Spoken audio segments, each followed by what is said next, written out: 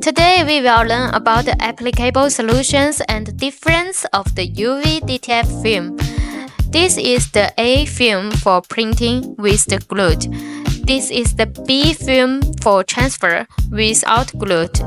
This is suitable for standard A/B film printing solution. And a UV DTF printer with more than 2 print heads can easily achieve this printing.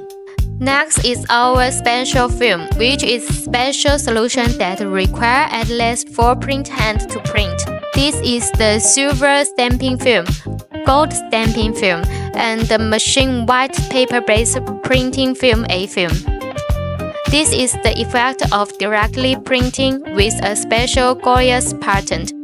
Whether you choose the hot stamping and silver stamping printing solution or the standard printing solution, it can be used on materials such as glass cup, wooden board, mobile phone case, and any else.